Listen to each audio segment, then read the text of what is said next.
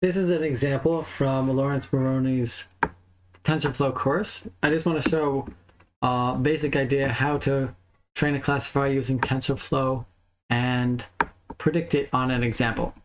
So the TensorFlow library for Python is the first thing you want to import, followed by desired accuracy. You can choose that to be anything you want. Right now it's set to be 0.9 or 90%. Let me just bump it up to 95%.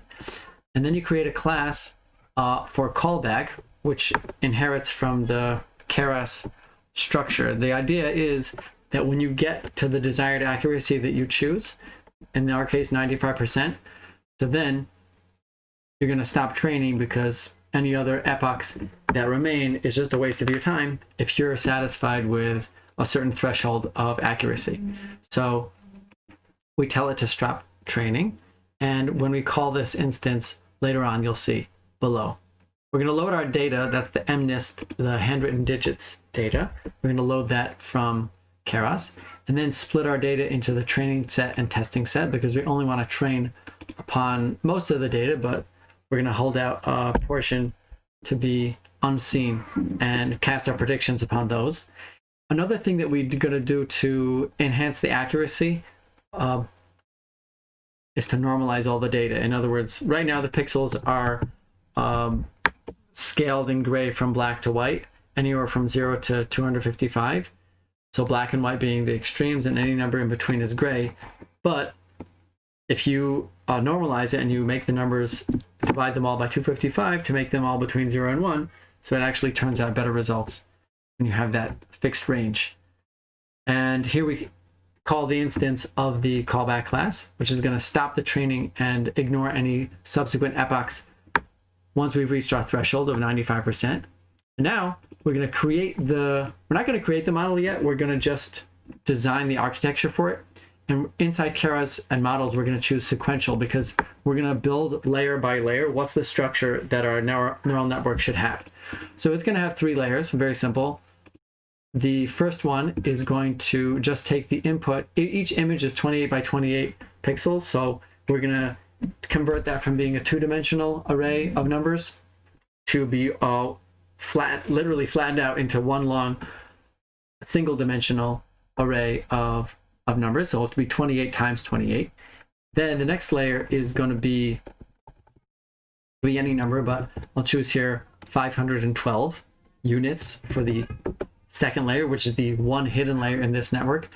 And we're gonna, you always have to have an activation function, otherwise your network is not going to learn anything that exhibits nonlinear patterns. So that's really the whole leverage and the whole advantage of using a deep learning network, is to be able to predict not just linear but even nonlinear patterns. So the most common one that works very well is ReLU. The next, third and final layer is going to be 10 units wide, because there's going to be 10 options, 0, 1, 2, all the way up to 9. Those are the number of outputs. So for there, we need a probability output for each possibility. For example, a certain digit is going to be 0.001 chance that it's a 3, or it's a 98% chance that it's a 7, whatever the case may be. And we use softmax, which is a shortcut basically of taking amongst the 10 possibilities, if we did a good job training the model, if the computer did a successful job. So then we're going to have one probability that overshadows the rest, as we'll see in a moment. And so we're just going to select from those 10 options the largest one, and that will be our prediction. Since we only have to choose one, we know that each image only represents 1 digit out of 10. So that will be our output. Now, after we have designed the architecture for our network, we're going to actually create it. So we do that using compile. And the optimizer, that is really how we're going to change the weights and biases in our network, depending upon how much loss we had. And that's the next line, is the loss, where you could use whatever you want. You could use cross entropy, that's what we have here. For the optimizer, we choose the atom. A simple one might be gradient descent, stochastic gradient descent, but Adam is very successful, and basically it determines how the model should change with a variable learning rate so that it's going to converge quicker and more efficiently. Again, the loss is just the amount of error, how wrong, how severely incorrect were our predictions for each example in the training set. In the metrics, that's the number that's going to reflect how well we're performing. We're going to choose accuracy. And finally, we're going to have the model learn by pressing, I'm going to press run in a moment, but the method we call is fit, using the training set. The X is the input, that's the two-dimensional arrays of numbers, and the Y is the output, that's the digit. It's a single digit, either 0, 1, 2, etc., all the way up to 9.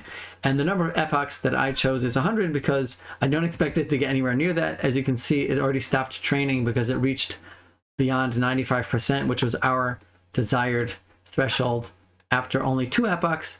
And now we're going to make some predictions. So let's try one example, and we're going to get our classifications based on the predictions from the model from the testing set, which is, again, unseen. So the first example, so I just chose the output predictions for all the 10 classes for the first example in our set, which is, you can see which is the largest number here is 7, because there's 10 digits here, 0 to 9. So this one that has the highest number is 7. And as you can see, the appropriate digit is 7 based on the correct label. And you can see the image here is indeed a 7. So we can just try another example just for fun. So let's try 22. This is going to be the 23rd example instead of the first example. So you can see what number is that most likely predicted to be is a 6, and indeed that's the correct label, and we'll see the image for it in just a moment. So you see that's a 6. Thank you for watching.